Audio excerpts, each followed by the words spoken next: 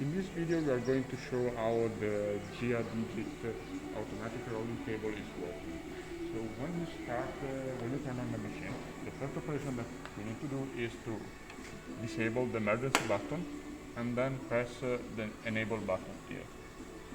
After that we need to do the calibration of the axis. This operation must be done every time the machine is turned on. To do that, in the calibration menu, we need to press 1, micro calibration. When the calibration starts, the carriage will go to the left side and it will stop only when the 0 point has been reached.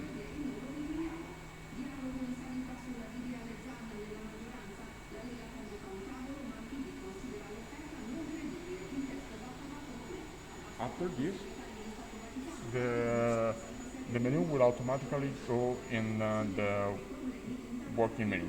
Here we have two main cycles, the semi-automatic and the incremental cycle. First we will see the semi-automatic cycle. If we press 1, we will enter the semi-automatic cycle where we can enter these values. So first one is the length of the piece that we want to cut, then the first cutting angle, then the second cutting angle of our piece, the number of pieces with the same cutting information that we want to cut.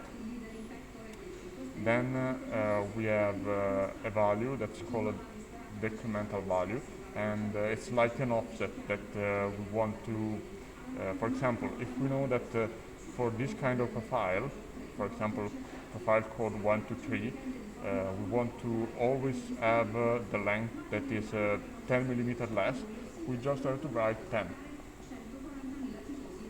After doing this, we can press start and the table will automatically go to the position that we wrote. We can use the green button or the white button on the right side of the console to start the movement. Always in semi-automatic, we can use barcode. We have two kinds of barcode. One complete with all the information and a small one, just the length information. For example, if we read the long one,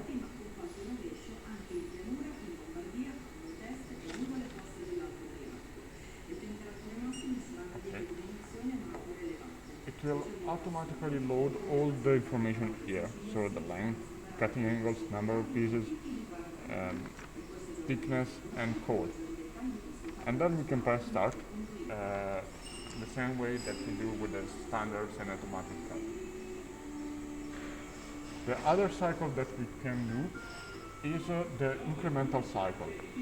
In the incremental cycle, we can write the length, the fixed dimension if we use it.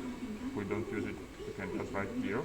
The thickness of the profile and the speed that we want to use to move our table or our profile. Then in the table that is on the bottom, we write first the first cutting angle, then second cut angle, then the length of the piece that we want to cut, number of pieces, and press start. In this way, the carriage will go to the maximum position. We can place our bar and do the first cutting. After this, we can press start here with the white button or here with the green button. And after that, the table will move to make the second cut. So in this way, cutting now, we will have our first piece ready. Then we can press start again, and the table will move again. And so on. We can do that until the list will be completed. We can also load this list using a USB key. We just plug our USB in the USB connection, press F3, write the number of the list that we want to load. In this case, we have list number 1, and press Enter. So in this way, our table would be completed automatically by the list that we loaded from our USB. And the cutting cycle is then the same as what we have seen before.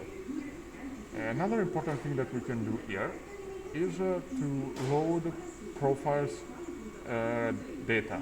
So if we go in editor and then sections, we can write a profile code and connect to this profile code a thickness and a decremental value. In this way, when we work in semi-automatic